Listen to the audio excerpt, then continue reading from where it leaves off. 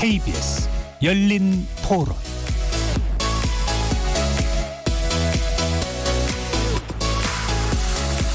안녕하십니까. KBS 열린 토론 정준희입니다.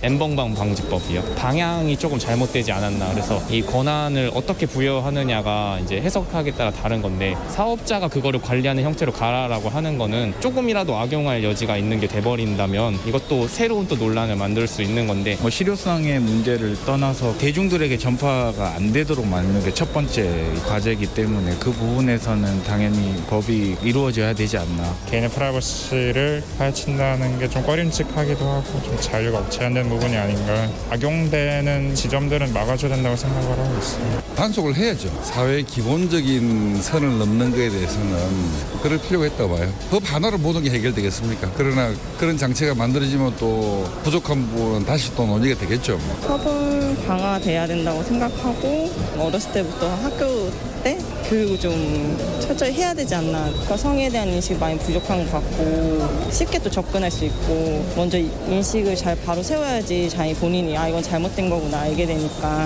먼저 교육을 하는 게 더 중요한 것 같아요.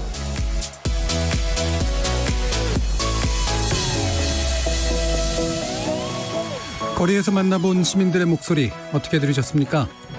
오늘 토론 주제는 N번방 방지법의 실효성을 둘러싼 쟁점과 대책입니다. 이른바 N번방 방지법, 즉 인터넷 사업자에게 디지털 성범죄물 삭제할 의무를 지우는 전기통신사업법과 정보통신망법 개정안이 지난 20일 국회를 통과했습니다. 그런데 어쩐 일인지 벌써부터 실효성 논란이 일고 있고요. 졸속 입법이라는 볼멘 소리도 나오고 있습니다. 온라인 사업자들에게 책임을 묻는 법적인 근거를 마련했다는 점에선 의미가 크지만, 정작 N번방이 운영되었던 해외 사업자의 비공개 대화방은 적용되지 않아서 과연 제2의 N번방은 언제든 생겨날 수 있는 구멍에 대해서 어떻게 생각해야 되는가라는 문제도 있는데요. 또 그와 함께 더 강한 규제를 요구하는 목소리, 반대로 과잉 규제를 우려하는 목소리도 나오고 있습니다. 개정법의 시행령을 통해 구체적인 보완책을 담아야 한다는 전문가 의견도 있는 만큼 오늘 KBS 열린 토론에서는 세 분의 전문가 모시고 N번방 방지법의 국회 통과 의미 짚어보고요. 실효성 논란이 일게 된 이유는 또 무엇인지, 관련 대책은 있는지 꼼꼼하게 살펴보겠습니다. KBS 열린 토론은 여러분들이 주인공입니다. 문자로 참여하실 분은 샵 9730으로 의견 남겨주십시오. 단문은 50원, 장문은 100원에 정보 이용료가 붙습니다. KBS 모바일 콩, 트위터 계정 KBS 오픈, 그리고 유튜브를 통해서도 무료로 참여하실 수 있습니다. 시민 논객 여러분의 뜨거운 참여 기다리겠습니다. KBS 열린 토론 지금부터 출발합니다. 살아있습니다. 토론이 살아있습니다. 살아있는 토론, KBS 열린 토론. 토론은 라디오가 진짜입니다. 진짜 토론, KBS 열린 토론.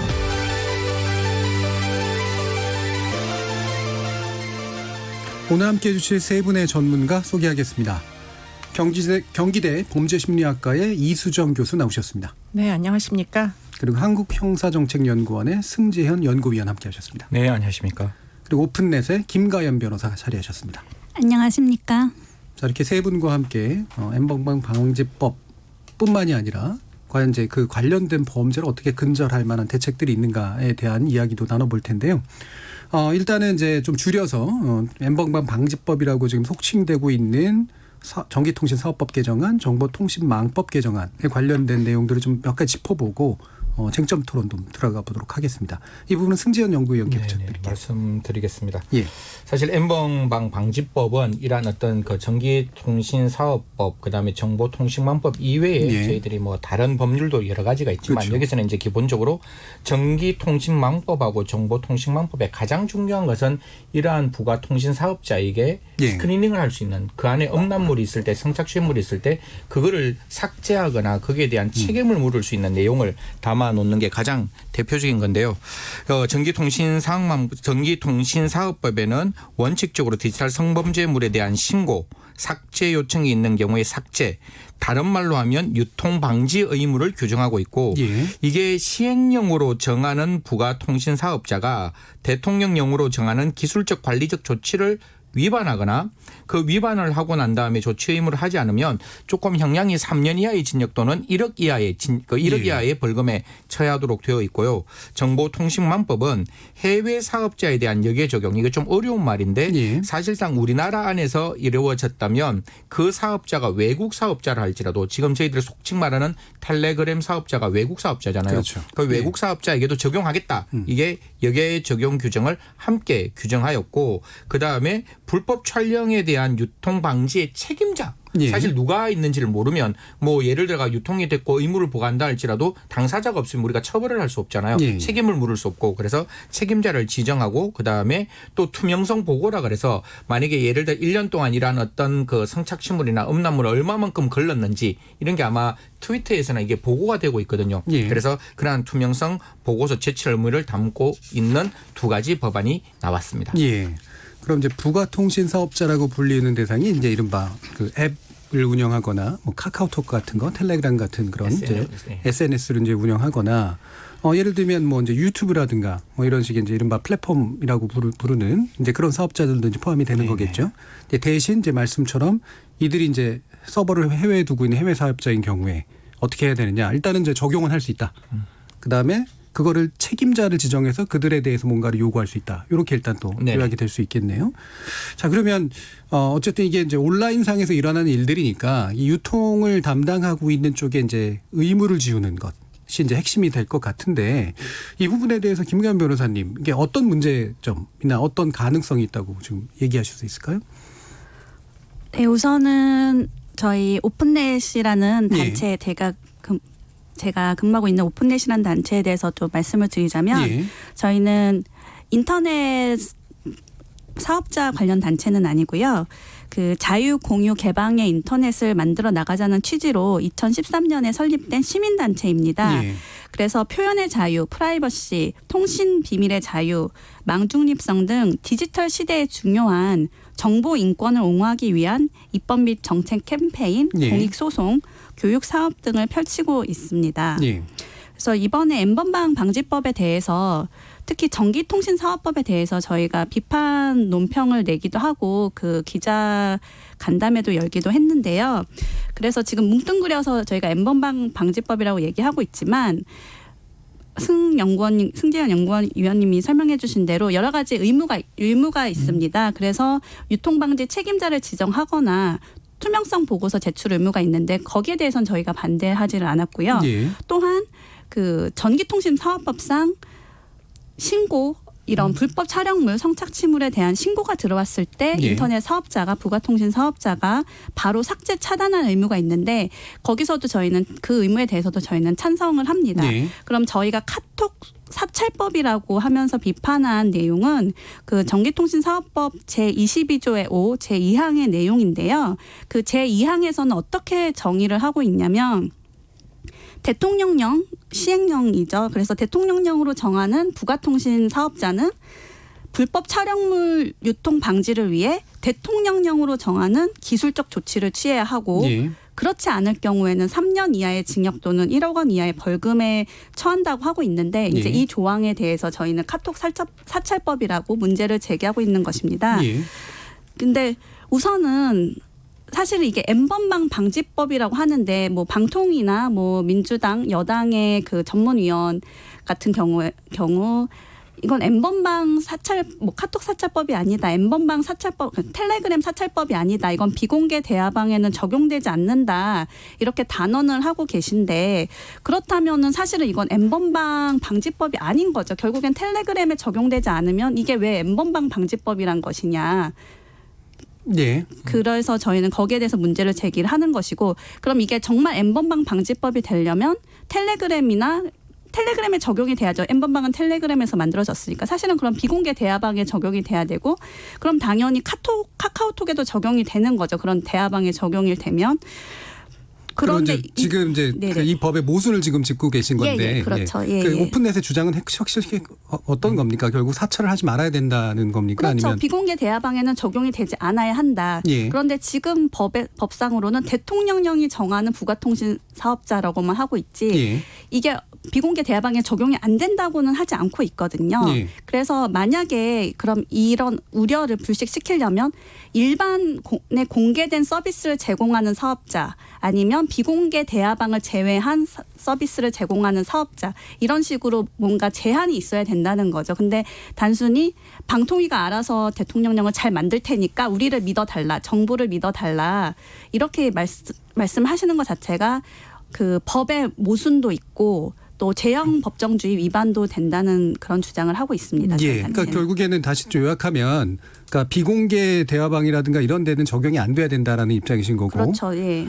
그렇게 되는데 이제 문제는 시행령상으로 행정부가 즉 대통령령으로 그 대상을 정해버릴 수도 있기 때문에 그렇죠. 거기서 생기는 걸 어떻게 방지할 것이냐, 이제 이 얘기시잖아요. 예, 김수정 그렇죠. 교수. 제가 그 지금 말씀을 들어보니까 어떤 문제를 지적하시는지 보다 정확하게 이해가 되는 것 같아요.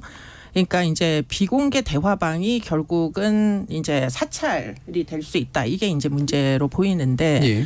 그런데 이제 그 지금 저는 좀 더 근본적인 이야기를 좀 드리고 싶은데 아동 청소년 이제 그 성착취라는 범죄는 어떤 식으로 일어나느냐. 예. 텔레그램만의 문제는 아니다라는 거고요. 보통 이제 텔레그램에서 이번에 이제 박사방 같은 뭐 그것도 비밀방이죠. 예. 그런 대화 채팅방이 열렸을 때 로그인을 하는 회원 등록을 받아가지고 이제 아동 성착취물을 사용하고자 하는 자들은 유료 회원으로 등록을 했었죠. 예. 그러니까 이제 그 유료 회원들만 활동을 하는 방은 사실 가치가 없는 거예요. 어떻게 보면. 유료 회원들이 결국은 사고 파는 게 뭐냐. 그게 네. 아동 청소년의 성과 연관된 뭐 경우에 따라서는 성폭력이 현재 스트리밍으로 진행되고 있는데 뭐 그런 이제 어떤 범죄까지가 이제 네. 사고 팔리는 겁니다. 비싼 가격에. 그런데 문제는 그러면 아이들이 텔레그램으로 이동을 해야 그 방 안에서 사고 팔릴 거잖아요. 네. 그렇기 때문에 아이들이 텔레그램으로 아이들을 이동시키기 위해서는 사실은 국내에 아이들이 출몰하는 랜덤 채팅 애플리케이션이 그 도구가 되는 것이 일반적인 경로예요. 예.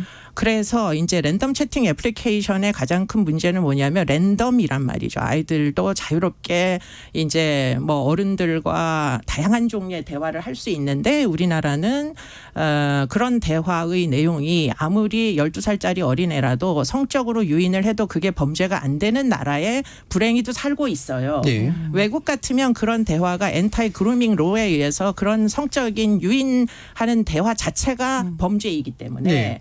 그런 대화를 하는 것 자체로 처벌받을 수가 있지만 우리나라는 그런 법이 없다 보니까 아이들이 일단은 채팅 애플리케이션에 떠서 유인이 돼가지고 네. 7만 원에 10만 원에 이동이 되는 겁니다. 텔레그램으로.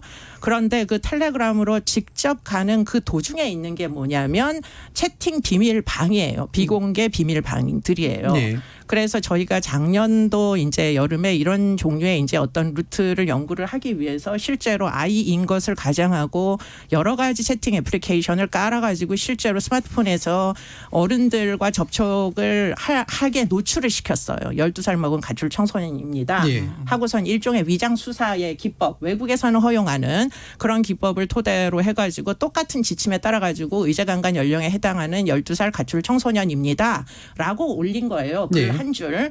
그랬더니 그 밑에 이제 이 아이를 뭐 물론 가상의 아이죠. 네, 좀 기니까 좀 짧게 좀 해주시죠. 유인하는 수많은 채팅이 달리는데 예. 거기서 무엇을 제일 중요하게 여기느냐. 라인을 깔아라. 비밀 채팅방을 열어라. 예. 그래서 1대1로 대화를 하자. 거기서부터 사실은 유인이 시작되는 겁니다. 그렇기 때문에 사실은 이제 비밀 채팅 뭐 그 대화 방이 문제가 없다. 비공개 대화방이 문제가 없다. 이런 이제 이야기는 사실은 좀 제 입장에서는 이해하기가 어렵다. 왜 그게 꼭 비밀을 유지해야만 표현의 자유냐. 만약에 아동과 청소년의 인권을 침해하기 위한 목적으로 비공개 대화방이 우후죽순 이제 발생을 하는 환경이라면 그것도 역시 어떤 규제가 필요하다는 생각을 접기가 어렵다. 이런 얘기고요. 결국에는 이제 비공개 대화방이 범죄로 끌어들이는 온상이 되고 있기 때문에 그렇습니다. 거기에 대해서 뭐 사찰이라는 표현을 쓰셨지만 어쨌든 감시가 필요하다는 의견이신 그런데 거잖아요. 이제 무작정 사찰하라는 얘기가 절대 예. 아니고요. 그런 경우에 이제 어떻게 사찰을 피하느냐. 외국의 경우에는 잠입 수사라는 걸 하죠. 그렇기 때문에 정상적인 대화를 하는 사람들의 뭐 표현의 자유를 예. 침해하는 게 아닙니다. 아이들을 유인하는 바로 그 사람들을 추적하기 위해서 잠입 수사를 사실 허용하는 거죠. 예, 그 그럼- 정보 사찰하고는 좀 다른 의미잖아요. 네, 그러면. 다른 의미죠. 예. 아이들을 이미 유인한 것 자체가 범죄잖아요. 예, 예. 그렇기 때문에 범죄를 저지른 사람들을 이제 추적을 하는 겁니다. 예. 그런 지침을 경찰청에서 지금 준비를 하고 있다. 외국의 선례를 이제 토대로 해서 준비를 하고 있다. 만약에 그게 입법이 되면은 예. 그러면 사실은 사찰의 두려움을 우리가 다 같이 느낄 필요가 사실 원천적으로 없는 거죠. 아이들을 유인한 적이 없는 사람이 왜 경찰에 의해서 감시를 당합니까? 예. 자, 이거 기술적으로 지금 뭔가 이렇게 그 사찰이 되고 있다, 될 수 있다라는 것에 이제 문제를 지적하시는 거잖아요. 지금 경찰이 잠입하는 문제에 대해서 얘기하시는 건 아닌 것 같고. 네, 그래서 지금 이제 전기통신사업법상에서 예. 또 사업자들한테 어떤 기술적 조치를 취하라는지도 사실은 정하지 않고 있어요. 그러니까 예를 들자면 뭐 잠입수사나 이런 아동 성착취물을 발견하기 위한 그런 경우에는 뭐 오픈해서 그 방을 비공개 대화방에 들어갈 수 있는 그런 볼 수 있는 그런 기술적 조치를 해라. 뭐 그런 거라면 저희도 찬성을 할 수 있는데 예. 지금 현행법상 그리고 이미 기술적 조치를 취할 의무가 있습니다. 그래서 웹하드 사업자들 같은 경우는 음란물 유통 방지를 위해서 기술적 조치를 취해야 하고 또 일반적인 모든 인터넷 사업자들은 아동 음란물을 유통을 방지하기 위해서 기술적 조치를 취하도록 하고 있는데 예. 이제 그 기술적 조치가 키워드 필터링 그리고 DNA나 해시값, 동영상 DNA나 해시값에 의한 필터링 그런 지금 현존하는 이제 기술적 조치를 근데 사업자들이 취하려면 예. 그게 대화방에 적용된 경우에는 그 대화방에서 공유되는 그 대화나 정보를 모두 다 사업자들이 필터링을 하기 위해선 봐야 된다는 거죠. 모니터링을 해야 되고 그래서 현재 지금 현행법상 사업자들이 지고 있는 그런 기술적 조치 만약에 그렇게 요번 그 N번방 방지법에서 똑같은 기술적 조치가 그런 의무가 생긴다면 결국에는 사업자들은 모든 그 대화방이나 아니면 자기 게시판이나 자기 플랫폼 상에 올라오는 모든 정보를 모니터링을 해야 되고 거기서 이제 사찰 문제가 발생한다는 거고요. 예. 그 범죄자를 추적하는 그런 수사의 기법으로 그건 통신비밀보호법에서도 당연히 허용을 하고 있고요. 그래서 예. 범죄 수사를 위한 감청이나 통신자료 제공 이런 건 다 허용이 되고 있습니다. 그래서 저희가 우려하는 바는 일반적인 모든 그런 대화방을 다 모니터링 해야 되는 그런 기술적 조치를 해야 된다면 예. 거기에서는 사찰 문제가 발생한다는 것이고요. 예. 그 해야 된다면에 대해서 네, 어떻게 그렇죠. 보세요? 네. 승용 의원님. 이게 좀 너무 어려운 이야기로 네, 가서 네, 막 네. 그 라디오 들으시다가 아 이거 예. 채널 돌리겠다 이런 생각이 갑자기 들어가지고 우리 너무 쉽게 시청률을 말씀- 잡기 위해서는 쉽게 말을 하면 이게 우리가 공개된 그러니까 인터넷상에 그런 어떤 유인적인 말이 나오면 예. 그거는 분명히 우리가 찾아봐야 되고 그건 분명히 막아야 되니까 일단 그거부터 하자. 라는 거예요. 예. 이 법의 의미는 지금까지 우리가 그런 어떤 오픈에서 만들어진 여러 가지에서 우리 의무자들이 안 했으니까 예. 야 이거라도 해. 이거라도 해서 너가 안 하면 나 우리 처벌할 거야라는 그 의무를 기본적으로 만드는 법이고 예. 지금 교수님과 우리 저 변호사님 그거는 우리가 앞으로 나아가야 될 법의 방향인 거예요. 그러니까 이 대통령령에 어떤 걸 담을지 그리고 이 법이 과연 어느 정도까지 위험성을 막아낼지는 앞으로 우리가 대화를 해야 되는 거고 21대 국회의 의원들께서 이 방송을 들으시고 이 법이 지금 20대에서 통과가 되었으니까 예. 문제가 있다면 개정하는 거고 그럼 대통령이 잘못되었다면 포괄위임 금지의 원칙을 새롭게 만들어서 그 의무를 정하면 되는 거니까 저는 이 법이 적어도 공개된 그런 어떤 포털 사업자에게 의무를 부과하고 그 의무 부과의 책임자가 존재한다면 예. 그 투명성은 굉장히 올라갈 수밖에 없는 거잖아요. 예. 그러면 우리 아이들이 보호받을 수 있으니 최소한의 정당성이 있는 목적의 정당성이 있는 입법은 된다. 다만 방법의 적정성을 우리가 찾아가자. 이렇게 그럼 말씀드리고 김가연 싶습니다. 변호사님은 지금 네. 시행령에 의해서 이제 자의적으로 지금 그것이 실시될 수 있을 것에 대한 이제 그리고 이미 어떤 그렇게 불안감이잖아요. 그런 또 사례가 있고요. 네. 저희가 2014년에 카카오톡 사찰 사태가 발생해서 그 카카오톡 이서구 대표가 뭐 검찰에도 불려가고 그런 적이 있었죠. 그때 그 노동당 그 부대표의 그 카톡이 털려서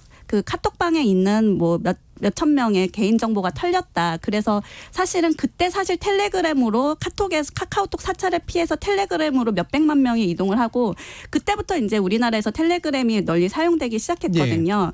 근데 그때 그 사건의 연속성에서 이석호 대표가 아동 음란물 그 유통방지 의무 위반죄로 기소를 당했어요. 그래서 카카오톡의 그 카카오 그룹이라는 어떤 채팅방에서 아동 음란물이 공유가 됐는데 그걸 방지하지 못했다고 그 유통을 방지하지 못했다고 기소가 된 사건이 이미 있거든요. 그래서 그런 똑같은 내용이기 때문에 이 법이 그 기술적 조치를 어떻게 규정하든지 간에 카카오톡도 그렇게 처벌을 받을 수 있고 카카오톡 사업자도 그렇게 처벌을 받을 수 있는 위험이 있고 이미 그런 케이스가 있다는 말씀을 드리고 지금 싶습니다. 법에 그러니까 개정법에 의하면 가능한 거 아닌가요? 그런 거죠. 네. 그래서 그 그런 가능한 게 우려가 문제라는 있는 거죠. 건가? 예. 그 왜 문제라는 거죠? 그러니까 그 카카오톡 사업자가 그러니까 그 비공개 대화방에서 이미 아동 음란물이 공유되고 있는데 그걸 발견하지 못했다고 해서 기소가 됐거든요. 유통방지 의무 위반으로. 근데 그러면 결국엔 그 비공개 대화방을 들여다 봤어야 되는 거냐. 이석호 대표가. 근데 사실 1심에서 무죄가 났어요. 충분한 유통방지 의무를 다 했다라고 해서 무죄가 나긴 했는데 근데 결국에는 기소까지 사업자들은 가는 그런 수사를 받아야 되는 그런 위험이 있는 거죠. 제가 한 가지만 승재원 말씀드릴게요. 이게 모든 책임은 과실이 있어야 책임을 받는 거고 형사 책임은 더욱 고의가 있어야 되는 거고 그때까지 방금 우리 변호사님 말씀 주셨다시피 저는 카카오 대표님이 저 싫어하실지 모르지만 처벌해야 된다는 거예요. 그걸 의무로 부여해서 그걸 스크리닝을 하고 최선을 다하고 그래서 그럼에도 불구하고 인간이 할 수 없는 영역에서 그걸 못했다면 그때 무죄 받는 거지. 지금 같은 경우는 아예 처음부터 안 한다라는 거잖아요. 그걸 할 수 있도록 의무를 부과하고 다만 의무를 했는데 도저히 그게 어떻게 할 수 없는 일이라면 그때 무죄 판결이 나올 수밖에 없는 거예요. 그렇기 때문에 옛날에는 이러한 의무가 없었기 때문에 어떻게 면책을 가는가 하면 야, 나 의무 없어. 그걸 내가 왜 해? 그거는 그들의 개인적인 어떤 자유의 문제이지 우리 포탈은 의무가 없는 거야. 그렇게 할 이유가 없어라고 면책하는 것을 조금 저희들은 의무를 부과해서 좀 노력을 하자. 그래서 관리적 조치도 취하고 기술적 조치도 취하고 사실 제가 아까 어려운 말이야 DNA가 이렇게 DNA 값도 있고 해시 값도 있고 저희들이 이제 AI 딥러닝도 하고 이런 걸 통해서 어느 정도까지는 충분히 과학 기술적으로 그게 스크리닝이 가능하거든요. 사실 사람의 몸 전체가 네이키드 알몸이 되었을 때의 010101의 이진법 세상에서 나올 수 있는 그 해시값을 우리가 찾으면 잠깐 요약해 보죠. 지금 이제 또 청취자들도 이제 다시 또 헷갈리죠 하실 수 있으니까 지금 두 분의 견해가 제가 볼 땐 다르거든요. 승재현 연구위원님은 지난번에 이제 그렇게 그 카톡이 충분한 의무를 다 했느냐 그렇지 않았냐 문제에 있어서 어쨌든 무죄가 된 건데 지금의 개정법은 그거를 유죄로도 만들 수 있어야 된다라는 거잖아요. 그렇죠. 충분한 의무를 다하지 않았다면. 근데 지금 이제 김가연 변호사님은 그 의무에 대해서도 부정적인 입장이신 거란 말이에요. 우려가 있다는 거죠. 우려예요, 아니면 부정적인 거예요? 우려가 부정적이란 말씀이죠. 그러니까 그 우려는 되게 모호한 거니까. 그러니까 지금은 저는 이제 저희 오픈넷의 입장은 이 전기통신사업법의 그 불법 정보 유통 방지를 위한 기술적 조치 의무를 지우는 그 조항은 많은 부정적인 그러니까 부작용이 있을 수 있다. 그런 어떤 규정 자체가 없어야 된다는 소리입니까? 아니면은 그 규정이 과잉하다는 얘기? 없는 게 맞다. 왜냐하면 지금의 대통령령으로 정하는 그런 어떤 의무가 들어갈지 모르기 때문에 사실은 이번에 통과돼서는 안 되었다고 저희는 보고 있습니다. 제가 하나만 딱 말씀드릴게요. 지금 이제 저는 변호사님 정말 좋아하는데요. 이게 전기통신 제가 너무 반대를 하는 전기통신사업법에 보면 저희들이 이게 기존의 의무라도 이 법 없더라도 가능해라고 저희들이 가장 강력하게 말하는 게 전기통신사업법 제 17조 규정인데 이게 어떻게 되어 있는가 하면 자신이 관리하는 정보통신망의 아동 청소년 이용 음란물을 발견하기 위해 대통령령으로 정하는 조치를 취하지 않거나 이래 나와요. 그럼 지금 있는 이 법과 지금 기존에 만들었던 전기통신사업법에서의 대통령령은 똑같이 막연한 거예요. 그렇기 때문에 앞에 있는 이 법이 잘못됐고 그럼 이 법은 잘 되었느냐? 아니라는 거죠. 이 법이 맞다면 이 법도 맞는 거고 같은 대통령령이니까 이 법이 틀렸다면 이 법도 틀리는 거기 때문에 지금에 있는 있는 기존의 법인 전기통신사업법으로 충분히 N번방이 없더라도 가능하다라고 말하는 그 입론은 적어도 대통령령으로 정한다는 것은 우리 판례가 어떻게 말하는가 하면 법의 목적에 따라서 충분히 그것을 해석할 수 있고 입법의 취지에 따라서 그걸 따라갈 수 있다면 대통령령이라는 것을 우리가 막연하게 했다고 해서 당연 무효라고 보지 않는다. 이런 게 있으니까. 이거를 이제 딱 정리해서요. 일단 과도하게 시행령에게 포괄적으로 위임돼 있다라는 문제 제기와 애초에 법 자체에 의무 조항을 넣지 말았어야 된다라는 문제 제기는 연결은 돼 있지만 전 일단은 구분해야 된다라고 보거든요. 네. 의무를 지워야 된다는 것에 대해서 김가연 변호사님 부정적인 입장이신 네. 거고 승지원 연구위원님은 저는 100% 긍정적인 입장이십니다. 네. 이수정 교수님도 긍정적인 네, 저도 입장이신 찬성. 거죠. 네. 예. 그러면 두 분은 지금 되게 이제 어쨌든 의무가 필요하다라고 하는데 동의하시고 이제 김가연 변호사님 그 법부터 이제 없어야 된다라고 네. 보시는 거잖아요.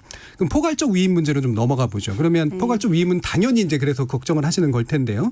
그게 왜 문제가 되는지를 다시 한번 좀 얘기해 주시겠어요? 그래서 이 죄형 법정주의에 대해서 좀 이것도 재미없는 얘기지만 말씀을 드리면 네, 저희 청취자들은 대부분 아십니다. 네, 이게 헌법상의 원칙인데 그 형사처벌 조항에 있어서 특히나 네. 죄와 형벌은 그 법률에 명확하게 규정이 되어 있어야 된다. 네. 그런 그러니까 원칙입니다. 시행령이 아닌 법에. 그렇죠. 그러니까 법에 여러 가지 종류가 있지만 특히 형사처벌은 그 국민의 기본권을 가장 많이 침해하는 거거든요. 네. 그렇기 때문에 이 아주 정치하게 잘 정의가 되어 있어야 되는데 이 지금 제가 문제를 삼는 거는 즉시 뭐 신고했을 때 삭제하라 뭐 이런 의무가 아니라 대통령령으로 정하는 부가통신 서비스 사업자가 대통령령으로 정하는 기술적 조치를 취하지 않았을 때 형사 처벌을 하는 게 그래서 이서구 대표처럼 그렇게 그 회사 그 사업자가 그 대표 본인이 형사 처벌을 받을 위험에 처하는 거죠. 예. 그런데 어떤 사업자인지 그리고 어떤 기술적 조치인지 뭘 위반했을 때 이 형벌을 받는지 사실은 지금은 전혀 예측을 할 수가 없거든요. 네, 그게 법에 그럼 모법에 규정돼야 된다고 보시는 건가요? 그렇죠. 명백하게 법에 그럼 제한을 해줘. 대통령령으로 정하는 비공개 대화방을 제외한 사업자가 대통령령으로 정하는 뭐 키워드 필터링의 조치를 뭐 기술적 조치를 취하는 뭐 이런 식으로 예. 어떤 한정이 되어 있어야 되는데 지금 법은 만약에 근데 이게 예를 들면 그냥 과태료만 부과한다든지 예, 예. 아니면은 시정 명령의 대상이라든지 이러면 그래도 괜찮을 수 있는데 형사처벌이라는 거죠. 예. 형사처벌인데 막상 그걸 어떤 사람한테 적용되는지 어떤 사업자한테 적용되는지 그리고 어떤 의무를 다 해야 하는지가 전혀 네네. 법에 정하고 있지 않다는 거죠. 다 예. 방통위, 예. 다 정부가 알아서 정해라라고 너무 열어놨다는 거죠. 예, 이수정 교수님이 네, 물어보세요. 뭐 저는 뭐 나름대로 설득력 있는 예. 문제 제기라고 보이고요. 그런 부분에 대해서는 충분히 21대에서 전 개정이 가능하다고 모법에서 생각을 좀 더 하는 구체적으로. 네, 예. 그런 입장입니다. 예. 그러나 이제 아까 없어도 된다. 뭐 이런 이제 생각 뭐 이런 식으로 이제 애매하게 규정하는 것 자체가 문제다.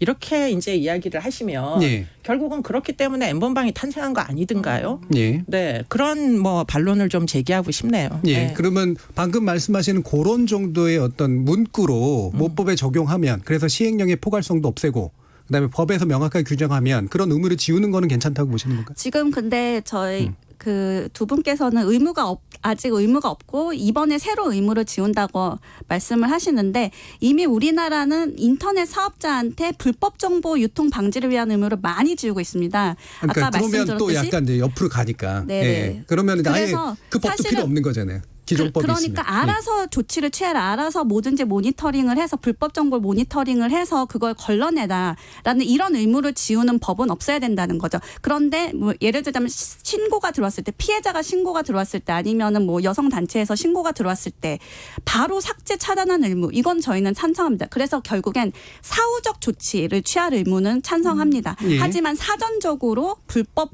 정보를 걸러내라. 이 조치에 대해서는 저희가 반대한다는 거죠. 그런 사전적 의무를 지우는 것에 대해서는 근데 반대하는 이제 것입니다. 아까 예, 말씀하신 대로 예. 이거는 테크놀로지의 문제일 수도 있어요. 사전 필터링이라는 것 자체가 사실은 기술이 너무 빨리 발전하기 때문에 예. 뭐 딥러닝을 이용한 뭐 이런 종류의 기본적인 필터링 프로그램을 짜는 것을 이제 의무화한다 이 정도로 아마도 예. 뭐 개정을 한다면 그 정도는 충분히 웬만한 사업자들은 받아들일 것이다. 전 개인적으로는 그렇게 생각을 하고요. 사전적 조치조차도 그 정도는 그러니까 가능하다. 사전적 조치라는 게 이게 뭐 말이 사찰이라는 거지 사실 예. 기계적으로 필터링하는 기술을 깔라는 겁니다. 예. 그 필터링하는 기술 자체가 랜덤 채팅 애플리케이션에서는 하나도 깔려 있지 않다 보니까 예. 어린애들이 전부 다 유인이 되고 그야말로 성기 사진을 서로 막 주고받아도 우리나라는 그냥 내버려 둘 수밖에 없는 이런 예. 이제 상황이다 보니까 뭐 그 정도의 필터링의 기술을 투자할 수 없는 업자들은 도태되겠죠 결국에는 예. 아동 청소년 보호를 위해서 그렇기 때문에 그런 부분은 뭐 법률 개정을 하더라도 살아 있을 가능성이 전 있다 이렇게 이제 보이고요. 예. 그런데 아까 삭제를 요청했는데 삭제를 빨리 해주면 되는 거 아니냐? 삭제 안 해줍니다. 우리나라 업자들도 삭제 빨리 안 해줘요. 이게 사실은 신고가 들어오고 사실은 24시간만 돼도 전부 다 퍼져나가거든요. 예. 그렇기 때문에 지금 현재도 삭제를 제대로 안 해주고 이렇게 저렇게 계속 지연시키고 뭐 다운을 내려놨다가 도로 일정 기간 후에는 마구 또 다시 또 유포시키고 예. 이런 게 사실은 이미 업자들 중에 그런 악성 업자들이 존재함에도 불구하고 지금 과태료 정도로 뭐 과태료 내고 계속 사업하면 범죄 수익이라는 게 뭐 이루 말할 수가 없으니까 지금 그거는 어떻게든 막아야 되는 거 아니냐는 거죠. 예. 그래서 네. 그 부분에서 잠깐만요. 승재 연구위원님 예. 말씀도 좀 드려야 돼요. 딱 두 가지 예. 말씀을 드릴게요. 왜 대통령령으로 할 수밖에 없느냐 하면 저도 몰라요. 어떻게 기술이 발전할지. 발전하니까. 예, 그러니까 복잡다기한 현대 기술의 발전을 모르기 때문에 대통령령이 정하는 그 당시 최고의 기술에 대한 조치와 관리 예. 의무를 부과하는 거예요. 이게 딱 예를 들어 저는 뭐 키워드가 지금은 우리가 최고의 어떤 키워드 방법 사실 홈랜드 시큐리티에서도 그 MEMS 프로그램을 통해서 그러니까 다크웹에서도 그렇게 찾아나가거든요. 미국에서. 예. 예. 그렇게 가는데 그보다 더 발전할 수 있으니까 대통령령으로 만들어서 법으로 만들면 어렵잖아요. 국회에서 법은 바꿔야 되니까. 딱딱하다는 얘기죠. 그래서 기본적으로 대통령령이라는 그 부처에서 주무부처에서 언제든지 바꿀 수 있도록 대통령령이라는 워딩을 그러니까 그 단어를 만들었는 거고요. 예. 기존에 있는 법과 새로운 법의 가장 다른 것은 기존의 법은 그냥 발견했을 때 의무를 주는 거예요. 예. 내가 막 찾아봤는데 이거 아동음란물이네? 그러면 그때 삭제를 하는 거고 지금의 새로운 입법은 좀 찾아봐. 예. 너희가 의무가 평상시에 있으니까 봐라. 네. 평상시에 좀 찾고 책임자를 가지고 있고 그걸 어떤 형태든지 관리적 조치와 기술적 조치를 취해서 너희가 의무적으로 선제적으로 좀 해봐. 예. 다만 그것이 개인의 정보에 침해가 안 되는 범위 내에서 최선을 다해서 한번 해보는 거야 라는 의무를 주는 거니까 그냥 happen to 그냥 즉시적으로 우연하게 발견했는 게 아니라 실질적으로 찾아가는 노력은 예. 기존에 있는 법과 현재 있는 법은 완전히 다른 예. 내용이 된다고 저는 그렇게 보고 예, 있습니다. 그래서 그런 이제 기술 발전의 문제, 그다음에 현재 사안의 심각성 때문에 그래서 방통위와 같은 이런 행정부가 그와 같은 이제 시행령을 좀 이른바 유도리 있게 조절을 해서 예, 이른바라는 방송 표현을 용어는 썼습니다. 아니나 그렇게 조절을 하는 것이 현재로서는 불가피하다라는 이제 말씀을 주신 네네네. 거고 혹시라도 그 시행령상의 문제가 나서면 법을 개정을 통해 가지고 이제 그 시행령의 어떤 과도함을 좀 방지하도록 하는 것이 사후적으로 필요하지 않겠느냐라는 의견이신 거잖아요. 네. 이 부분에 대해서 김가연 변호사님 어떻게 보세요? 네, 우선은 먼저 이수정 교수님께서 말씀하신 그 즉시 삭제 차단 사실은 저도 그 말씀하신 부분은 다 동의를 하고 네. 그래서 결국에는 즉시 신고가 들어왔는데도 삭제 차단 안 해주는 그 사업자들은 정말 처벌을 해야죠. 근데 지금 법은 전기통신사업법은 그런 사업자들은 과태료만 먹이고 오히려 미리 유통을 방지하지 못한 사업자들은 3년 이하의 징역 1억 원 이하 벌금. 저도 사실 이게 그 부분은 바뀐 거죠. 어떻게 보면 뭔가 좀 처벌이 문제가 바뀐 있다고 거죠. 보입니다. 네. 그래서 만약에 이런 기술적 조치 의무 같은 경우를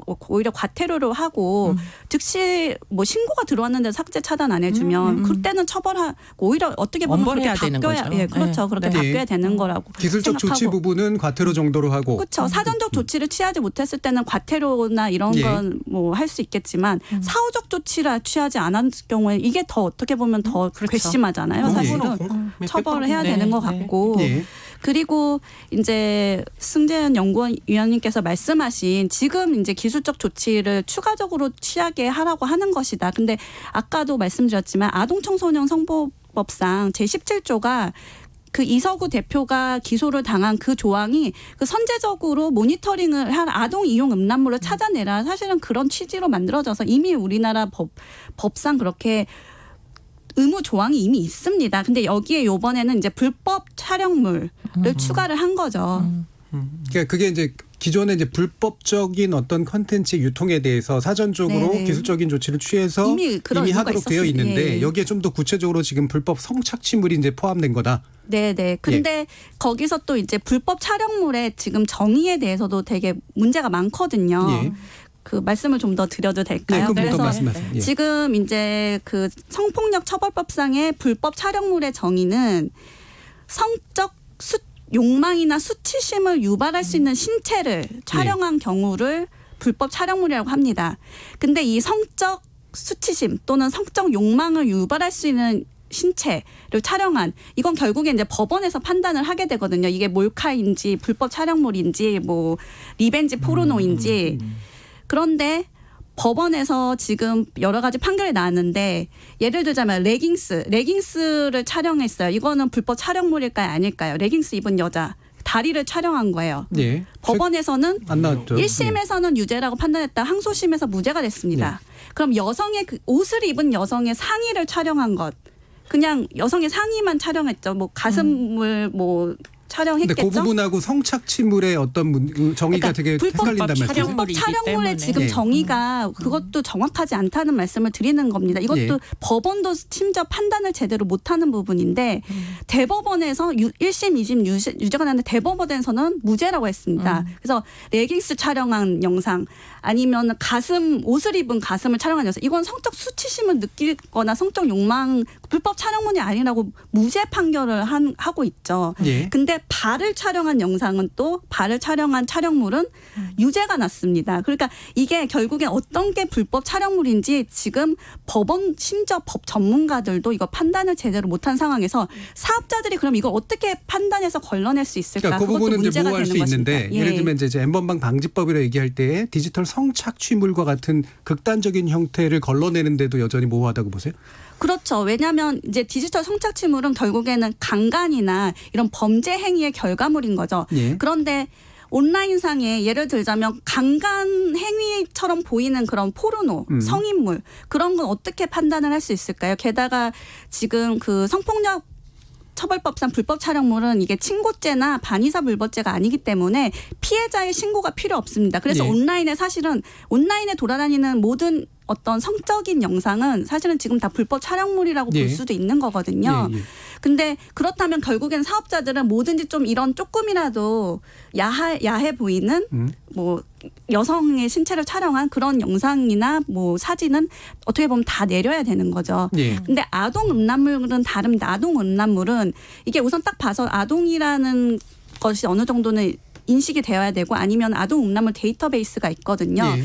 그래서 그 기준이 있는데 불법 촬영물은 사실 기준이 없거든요. 그리고 심지어 내가 동의해서 찍었더라도 나중에 이 피해자가 그러니까 의사를 바꾸면 이게 불법 촬영물이 되는데 그 의사를 어떻게 예, 확인하냐는 그 정의 거죠. 자체가 모호하기 때문에 따라서 이제 그 유통사업자에게 과하게 이제 의무가 적용이 될 수 그렇죠. 있다라는 말씀인 예, 예. 거잖아요. 그래서 예, 저는 이수정 동의해요. 교수님. 예. 네, 뭐 지금 이런 부분까지 제가 동의를 안 할 이유는 사실은 없고요. 예. 그렇기 때문에 지금 이제 법원 단계에서 일단 입법이 진행이 됐으니까 법원이나 아니면 이제 지금 이런 어떤 구성 요건과 연관된 부분은 앞으로 충분히 논의를 해서 지금 이렇게 뭐 억울한 이제 뭐 사법 피해자들이 발생하지 않도록 그렇게 노력은 틀림없이 해야 될 거라고 저는 생각합니다. 예. 네. 저는 이 부분은 그러면 어떻게 법 개정 추가 개정이 필요한 건가요? 아니면 판례를 세워서 뭐 만들어야 되는 판례도 거요? 있고 양형 기준도 있을 수 있고 예, 양형 기준이 있을 수 예. 있고. 저는 승용 어떻게 말씀을 드리고 싶은가 하면 예.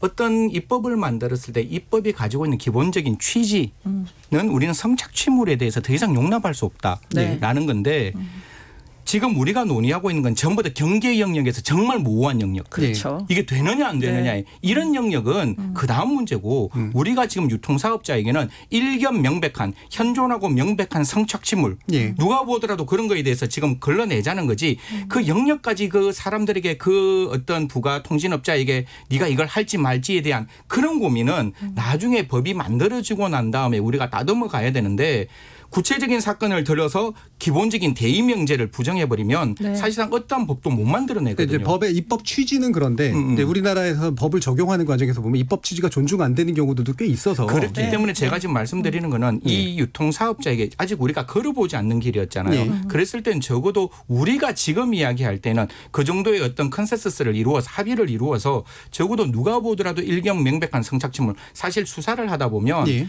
포르노 그러니까 그 성인물에 나오는 어떤 그 성폭력물과 진짜로 리얼한 어떤 성폭력물에 대해서 어떻게 이야기하는가 하면 나 이거 그냥 찍히는 줄 알았다. 예. 난 가짜 페이크인 줄 알았지 진짜인지 몰랐다고 해서 고의를 부정하거나 예. 그다음에 아동 청소년물이라도 이거는 일본에 있는 뭐 성인이 아동의 청소년의 어떤 교복을 입고 찍었기 때문에 나는 그게 아동 청소년 음란물인지 몰랐다라고 그렇게 대부분 다 부정해서 예. 빠져나가고 있는 거거든요. 그러니까 구체적인 사건에서도 분명히 그런 부분들이 맹점이 되어 오고 있는 부분들이 있기 때문에 적어도 우리가 이야기할 때는 그런 어떤 디테일한 부분보다는 좀 크게 예. 넓게 좀 접근하자 이렇게 알겠습니다. 말씀드리고 싶습니다. 일단 이제 명확하게는 현재까지 문제됐던 디지털 성착취물에 관련한 어떤 좀 더 강한 어떤 조치가 필요하다라는 게 입법 취지고 다만 이렇게 모호한 영역들이 분명히 발생하기 때문에 그에 대해서 어떻게 이제 보완할 것인가라는 문제는 분명히 논의돼야 될 것 같은데요. 이에 대해서는 2부에서 좀 더 자세히 한번 이야기를 나눠보도록 하겠습니다. 그동안 아마 청취자들이 여러 가지 문자 메시지 보내주신 것 같은데요. 한번 들어보고 가겠습니다. 정기진 문자 캐스터. 네, 지금까지 청취자 여러분이 보내주신 문자들 소개합니다. 먼저 유튜브 청취자 RL님. 처벌도 중요한데 어쨌든 예방을 하려면 다양한 대안이 있어야 한다고 생각됩니다. 교육도 필요하고요. 디지털 성범죄, 이게 얼마나 큰 범죄인지를 개인들이 이해해야 사고를 치기 전에 스스로 멈추죠. 처벌을 받을 땐 이미 피해가 일어난 후잖아요. 유튜브 청취자 사자헬림. 사업자들에게 권한을 열어놓으면 권한 있는 사람들이 이유를 만들어 원하는 사람을 사찰하는 문제가 생길 수도 있을 것 같아 걱정됩니다. 메신저를 감시하는 법이 생긴다면 잘못된 정권이 들어섰을 때 악용될 수 있는 여지가 있다고 생각해요. 운영자의 역할은 비공개 대화방을 감시하는 게 아니라 신고가 들어오거나 수사가 들어올 때 대화방의 내용에 임의 또는 무작위로 삭제되지 않도록 프리징시키는 것이 중요하다고 생각합니다. 콩 아이디 9414님. 공개된 장소에서 범죄율이 줄어드는 건 명백합니다. 같은 이치로 범죄를 모의한 대화가 공개될 수 있다는 기준이 세워지면 범죄 예방 효과는 분명히 있을 것입니다. 콩 아이디 오윤재님. 궁극적으로 AI를 통해 영상 및 사진의 업로딩과 전송을 통한 공유를 비롯해 열람도 불가능하게 하면 좋겠습니다. 이에 반하는 사업자는 법으로서 엄히 다스리면 되지 않을까요? 콩 아이디 장호민님. 매우 어려운 경계에 있는 것은 분명하네요. 뚝딱 나올 법안은 아니죠. 각 계층과 일반인들도 심도 있는 토의가 필요합니다. 빠른 시일 내에 심도 있게 대안을 찾읍시다. 콩 아이디 코커님. 사업자가 적극적으로 찾아야 하지만 전 국민 사생활을 들여다봐서는 안 되겠죠. 대책으로 아까 말했듯이 잠입수사를 허용하는 법을 먼저 만들면 되지 않을까요? 유튜브 청취자 KKS5676님. 감시와 통제를 하란 것이 아닌 신고가 들어가면 그것만이라도 제대로 처리하란 말. 약간의 조정자 역할만 해도 사건 사고 줄어듭니다. 라고 보내주셨네요. 네, KBS 열린 토론. 이 시간은 영상으로도 생중계하고 있습니다. 유튜브에 들어가셔서 KBS 1라디오 또는 KBS 열린 토론을 검색하시면 지금 바로 토론하는 모습 보실 수 있습니다. 방송을 듣고 계신 여러분이 시민 농객입니다. 계속해서 청취자 여러분들의 날카로운 시선과 의견 보내주세요. 지금까지 문자캐스터 정의진이었습니다. 토론이 세상을 바꿀 수는 없습니다. 하지만 토론 없이 바꿀 수 있는 세상은 어디에도 없습니다.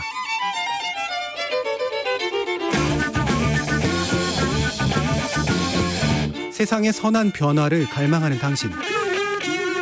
정답이 아니라 질문의 힘을 믿는 당신. 우리 KBS 열린 토론에서 만납시다.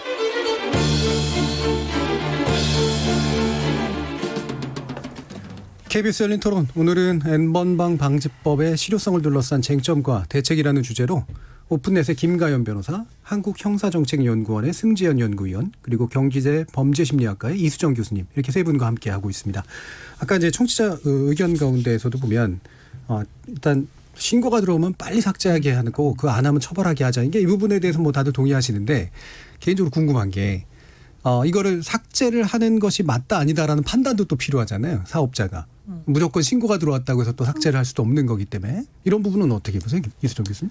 글쎄 뭐 그런 이유를 들이대면서 지연시킬 수 있는 이유는 그러니까 현재가 막 그렇잖아요. 예, 예. 네. 그렇기 때문에라도 뭐 더군다나 이제 이 삭제라는 게 사실은 음란물이 올라오는 그 시간대가 보통 밤 시간대에 많이 올라옵니다. 네. 그러면은 삭제를 해야 되는 업체의 관계자들은 이미 퇴근하고 안 계시고요. 네. 주말이면 더더욱 근무를 하지 않으십니다. 그래도 그것을 처벌할 수 있는 방법이 현재로선 없어요. 네. 그런 것들을 이번에 이제 이 법률들로 좀 어떻게든 책임을 좀 물게 할 수 있는 그런 조치를 취하자. 이게 이제 취지였던 것 같고요. 예. 그러나 그럼에도 불구하고 워낙에 급속히 입법을 하다 보니까 지금 빠진 부분은 틀림없이 있다. 동의합니다. 네. 그런데 어쨌든 지금 현재는 현주소는 그렇습니다. 예. 삭제를 안 해도 별달리 처벌할 대안도 없다. 예. 네. 기존에 이제 제가 아는 법령상으로는 그러니까 문제가 돼 있으면 이제 논란이 되거나 그러면 일단은 차단하고 임시 차단 조치를 취하고 거기에 또한 여러 가지 이제 항의를 받거나 이래서 나중에 그걸 풀 거냐 말 거냐를 결정하는 이 방식으로 이제 또 있었잖아요. 그런 것들은 어떻습니까, 김가연 변호사님? 예, 말씀하신 대로 지금 정보통신망법상 임시조치라고 해서 네. 그 사생활이나 명예훼손 적인 정보 당연히 이제 리벤지 포르노나 이런 불법 촬영물도 들어가는 거죠. 그래서 신고가 들어가면 바로 임시 조치를 취하고 있습니다. 네. 지금 특히 우리나라 사업자들은 그래서 네이버나 카카오 같은 경우는 그런 조치를 잘 취하고 있고요. 네. 그래서 사실은 이제 이수정 교수님께서도 계속 언급하시지만 결국에는 이런 대형 사업자나 이런 플랫폼들은 예. 이미 알아서 스스로 잘 하고 그렇죠. 있습니다. 예. 문제는 이런 랜덤 채팅 앱들이나 뭐 텔레그램이나 뭐 해외 서버를 두거나 그런 웹사이트 이런 것들이 문제가 되는데 그럼 이런 사업자들은 어떻게 그러면 단속을 하고 예. 이런 의무를 지울 것이냐, 어떻게 이 의무를 실효성 있게 집행을 할 수 있을 것이냐, 거기에 대해서도 또 아주 많은 논의가 필요한 것 같습니다. 예, 그거는 의무를 지우면 현재 형사처벌까지도 가능한 이 현재 법으로는 그들 잡을 수 없다 이건가요? 근데 그렇죠. 그리고 뭐 지금 대통령령으로 정하게 되어 있는데 결국에는 어떤 규모에 따라서 정해질 것 같거든요. 일정 규모 이상의 사업자들. 그러면 이제 그런 영세한 랜덤 채팅 앱 저는 그 사업자나 대목은 동의하기가 매우 어려운 네. 게 네. 사실은 영세한 업자들이 불법 행위를 해서 범죄 수익으로 그렇죠. 기업이 예. 커가는 거거든요. 예, 예. 그렇기 때문에 그 규모를 정한다는 것 자체가 뭐 연매출 얼마 이상 이건 의미가 없다고 생각하고요. 제가 알기로는 랜덤 채팅 애플리케이션의 이제 예. 어떤 뭐 기술 개발이 기껏해야 이제 외주를 주면은 지금 현재는 3천만 원으로도 얼마든지 업자로 탄생할 수 있다 이렇게 알려져 있어서 그렇죠. 예. 지금 사실은 그 규모를 하려면 사실은 이 아주 영세 업자들은 그냥 불법 행위를 하게 내버려 두겠다. 아이들은 글로 결국은 다 빠져 들어가서 뭐 텔레그램이든 어디든 예. 뭐 빠져 들어갈 거다. 이거는 뭐 불을 보듯이 환한 일이라서 그 대목은 반대입니다. 그러니까 네. 모든 그러니까 규모하고 상관없이 다 적용해야 된다는 말씀이시죠? 그렇죠. 예. 네. 예.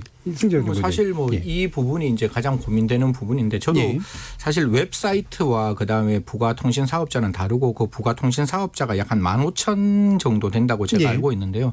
첫 번째는 이러한 의무를 부과해서 최대한 그들에게 그러한 의무 때문에라도 이런 거에 대해서 나름대로의 어떤 규제, 어떤 아까 우리 관리적 조치라든가 기술적 예. 조치를 취하도록 만들어야 되고 만약에 그러한 이거는 뭐 자유민주적 경제 질서에서 참 죄송스러운 말씀인데 만약에 그렇게 해서 그러한 어떤 기술적 조치와 관리적 조치가 안 되면 사실 시장에서는 뭐 도태되는 부분으로 가는 게 예, 예. 저는 청소년 미래를 위해서는 필요하다라고 그 정도의 관리 생각을 역량을 갖추지 못한 그렇죠. 자들은 시장에 들어올 수 없다. 예. 그렇게 가야지. 그래야지 저희들이 참 이게 참 조심스러운 말인데 다 이런 것들이 집중과 선택이 가능하거든요. 예. 그러니까 이게 우후죽순같이 계속 늘어나면 아까 저 이수정 교수님도 아시고 계시고 우리 변호사님도 아시겠지만 진짜 브릿지거든요. 예. 그런 어떤 랜덤 채팅 앱을 통해서 흔히 말해서 좀 이렇게 거기에 빠져들 수 있는 청소년들도 존재를 하고 예. 그다음에 그거를 이용하는 사람들도 존재를 하고 그 매수와 여러 가지의 제작과 이런 것들이 그런 앱을 통해서 결국은 시작되고 우리가 가까시라는 친구도 그렇게 시작을 예. 했고 그다음에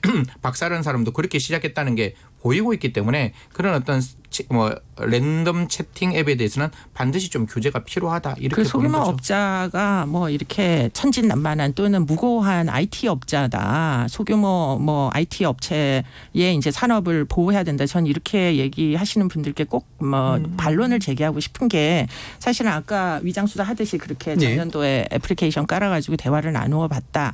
그 대화를 나눈 이제 미성년자라는 게 분명해지잖아요. 12세 먹은 가출 청소년입니다.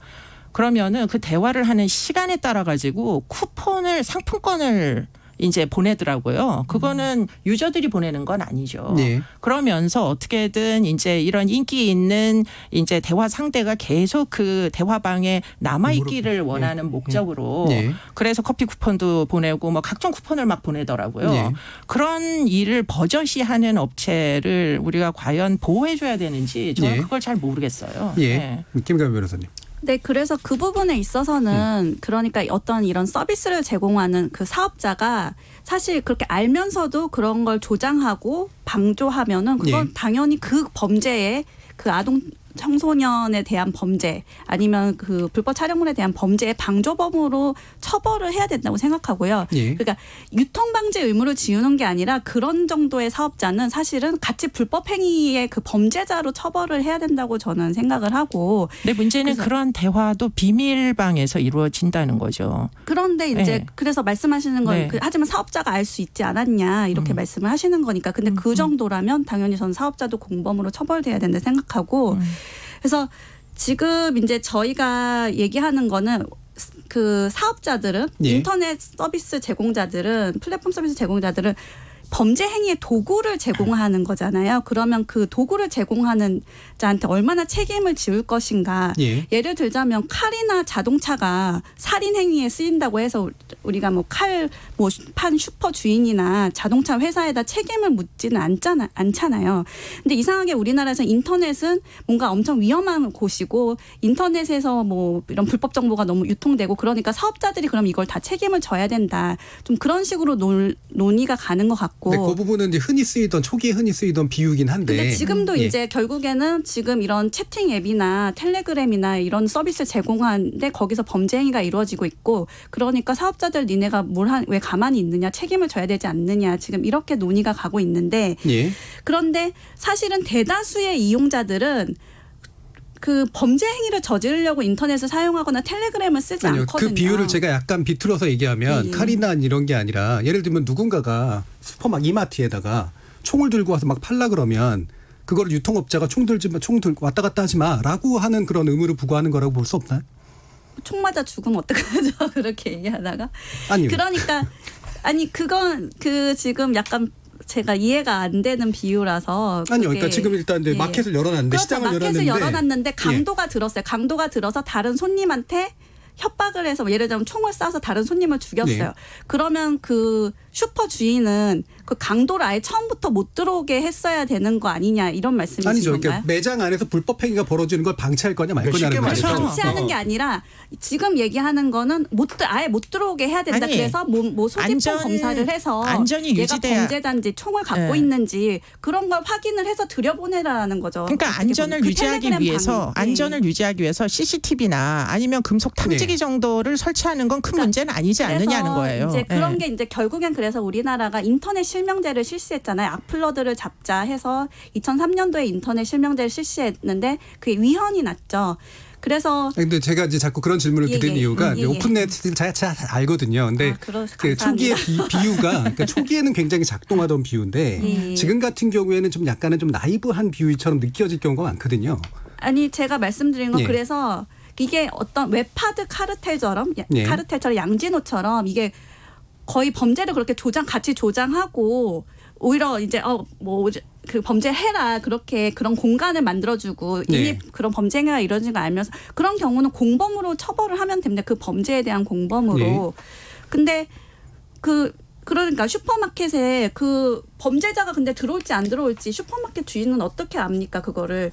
그러면 그래서 슈퍼마켓 주인이 근데 모든 사람 사실 99%의 손님은 범죄자가 아니잖아요. 총을 들고 오지 않죠. 그렇죠. 그런데 그러니까 예를 들면 그게 이제 금속 탐지기 같은 거라든가 CCTV 같은 걸 설치해야 될 때가 왔다라고 지금 보시는 분들과 그러면 이제 그거를 이제 어떤 기술적 조치냐 거기서 잘 규정이 돼야겠죠. 예. 그러니까 무조건 다 모든 그 정보를 부분은 다 21대에서 저는 개정할 수 있다 이런 생각을 갖고 있다는 그래서 거죠. 이런 논란이 있는데 너무 성급하게 통과시킨 게 아니냐. 좀 더 구체적으로 논의를 하고 네. 공론의 장을 열어서 이렇게 문제가 되는 조항은 빼고 나머지 다른 조항 통과시키고 이 조항만은 빼고 21대에서 그럼 다시 만들었으면 어땠을까. 저희는 이제 그 아쉬움을 계속 제기하는 거고 예. 이미 이 법 자체는 사실 누가 봐도 법학자들이 볼 때는 문제가 분명히 있거든요. 그래서 저희는 헌법 소원도 할 근데 그 생각을 하고 법학자라고 있고요. 표현하셨는데 법학자 네네. 일반의 의견이라고 지금 판단하시나요?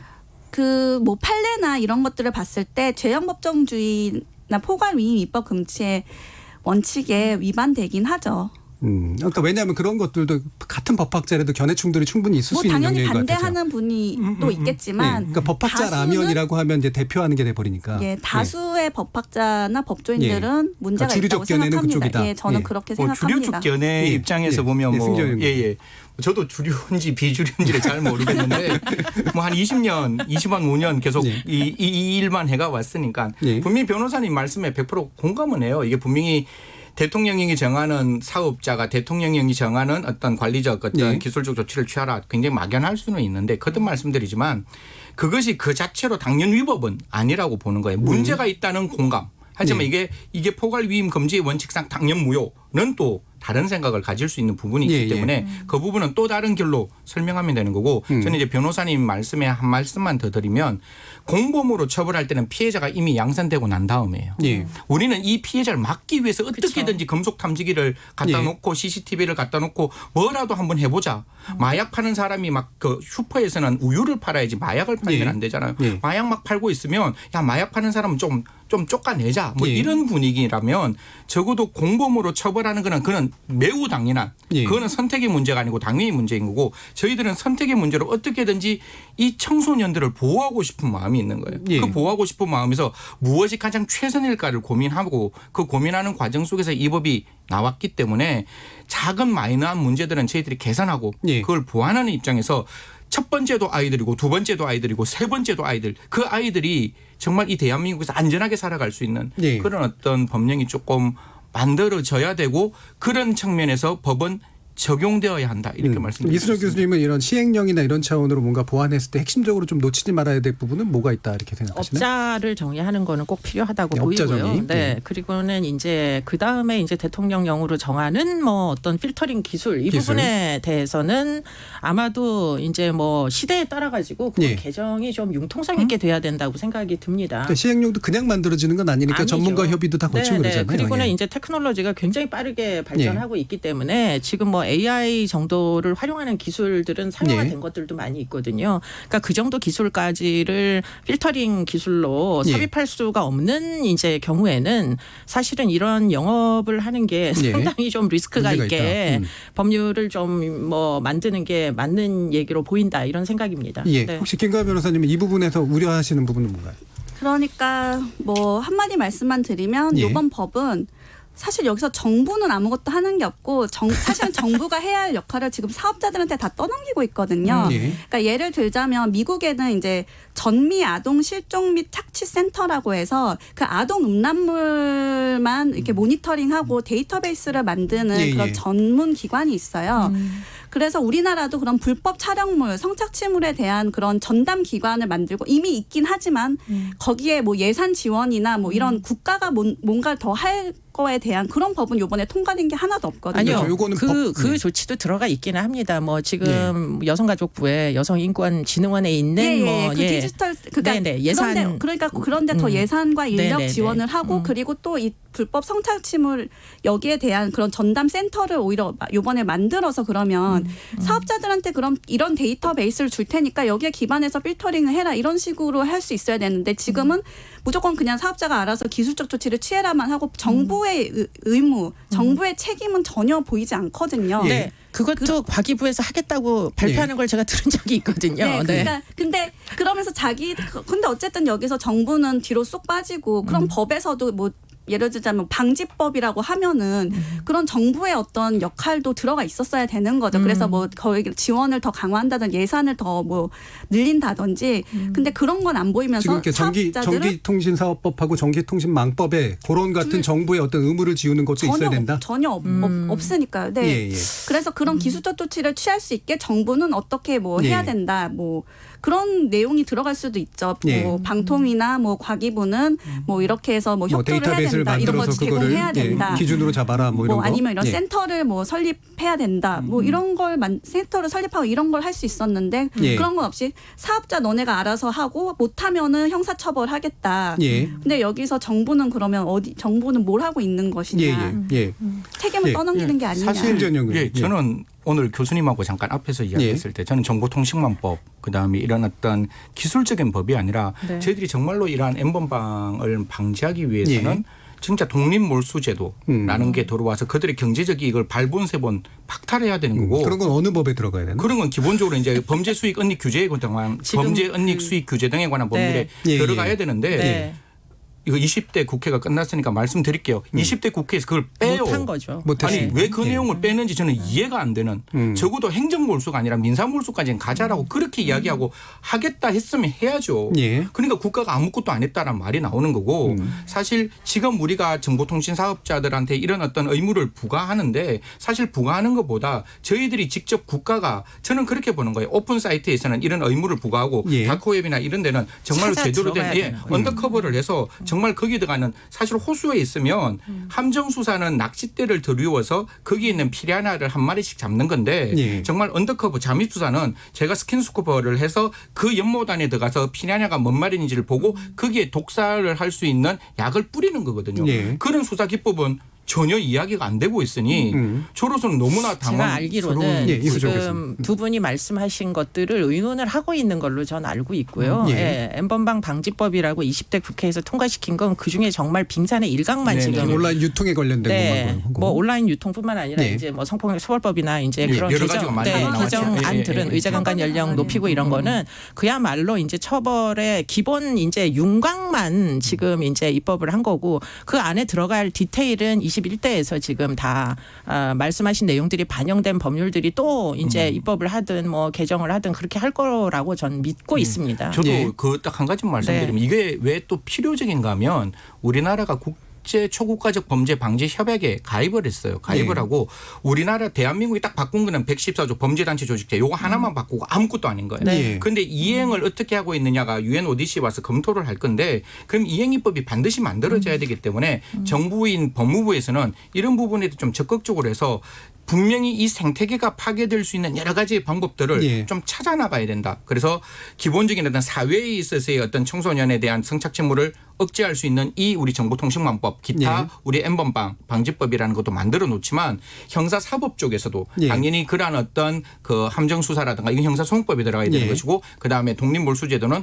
범죄 은닉 수익 등에 관한 규제 법률에 들어가서 제대로 된 정말로 저는 저희 딸이 대한민국에서 아주 행복하게 살고 싶거든요. 예. 그래 이런 것 때문에 불안하지 않는 사회 그게 우리 국민들이 원하는 그런 사회라고 본다면 예. 좀 그런 부분들이 21대에서는 다른 법도 중요하지만 이런 법들을 좀 최우선 판단해 주셨으면 하는 마음이죠. 알겠습니다. 그 범죄단체에 관련된 게 마침 또 말씀이 나와서 이번에 이제 박사방 관련 수사에서 이제 이 형법상 범죄단체 가입자가 처음 적용된 사례다라고 하고 얘기를 하고 있는데 이 부분은 좀 의미가 있다고 보시나요? 네, 매우 의미가 있다 이렇게 네. 생각이 되고요. 물론 뭐 재판 받아봐야 유죄가 나와야 그게 그렇죠. 이제 일단 성립한 적용만 된 거니까. 거니까. 네, 적용을 일단 시도는 해본 것은 굉장히 높이 평가한다. 예. 그렇기 때문에 지금 이제 사용자들을 처벌하는 법률 개정이 있었거든요. 예. 이제 아동 성착취물에 대해서 그 연장선상에서 지금 유저들을 2명을 이제 뭐 지금 구속 기소한 것으로 알고 네, 있습니다. 뭐 상당 부분 이제 두고 봐야 될 일이나 점진적으로 뭔가 나아질 기미를 보인다 이렇게 생각이 듭니다. 저는. 예. 네. 예. 사실 범죄단체 조직제가 적용되면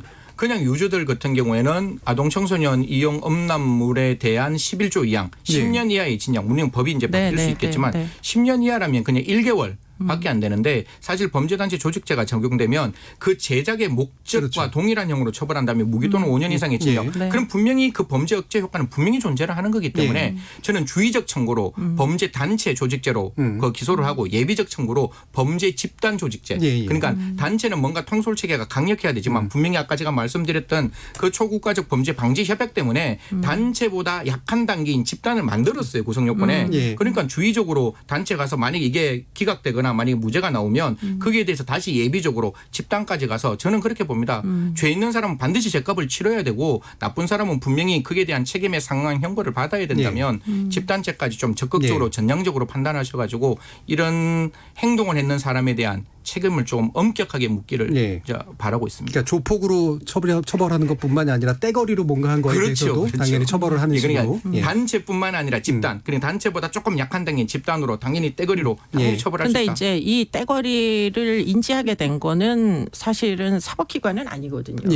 예, 그러니까 이제 법률의 개정이 지금 뭐 아까 여러 가지 이제 법률들이 틀림없이 필요하다. 이게 사실은 비밀 대화방에서 이루어진 일들이잖아요. 그러니까 그 비밀 대화방에서 일어나는 일들을 어떻게든 알아내는 그런 이제 어떤 조치들도 지금 뭐 틀림없이 입법이 필요하다 이런 얘기가 되는 겁니다. 네. 그리고 아까 이제 범죄 수익 은닉 문제도 얘기해 주셔서 승연구원님께서 이번에 이제 그 미국 법정에서 재판을 받을 수도 있다라고 하는 얘기가 나오는데 어떻게 전망하세요? 아, 손정우 케이스 얘기하십니까? 당연히 손정우는 지금 이제 국제자금 세탁으로 이제 대한민국 고등법원에서 범죄인 인도가 될지 안 될지를 결정하는 거고 그거는 이제 대한민국 고등법원이 적의 처리, 적법하고 의법하게 처리해서 될지 갈지 안 갈지를 결정하는데 이게 사이버 범죄는 인터스테이트 범죄라서 이게 연방 범죄가 되는 거예요. 그러면 미 연방 형법이라고 해서 18 USC 195인가 53에 보면 최장 20년 그리고 우리는 높죠. 보통 어떻게 하는가 하면 뭐 5년 이하의 징역 또는 얼마의 벌금인데 그건 그러니까 엔드로 돼 있어요. 그러니까 20년 이하의 징역 또는 50만 불. 근데 50만 불은 미니멈이고 그 사람이 얻은 수익을 2배를 더해서 그 2배가 50만 불보다 넘으면 그 범죄 수익이 결국 벌금형으로 나오는 거기 때문에 형기로는 20년, 최장 20년, 벌금으로 따진다면 최소 50만 불이 병과돼서 부과되지 않을까 이렇게 생각하고 있습니다. 이제 뭐 논의를 정리할 때가 왔는데요. 그래서 세 분께 한 1분 정도씩 이런 우려되시는 부분이나 또는 기대하시는 부분 같은 데 관련해서 제언 한번 들어보고 끝내겠습니다. 김가은 변호사님부터. 예, 뭐 제 의견 오픈넷의 입장은 충분히 전달을 한 것 같고 그 결국에는 어떤 인식 변화가 필요한 것 같습니다. 저도 당연히 특히 여성으로서 이런 디지털 성범죄에 대해서는 정말 강력하게 처벌을 해야 된다고 생각하고요.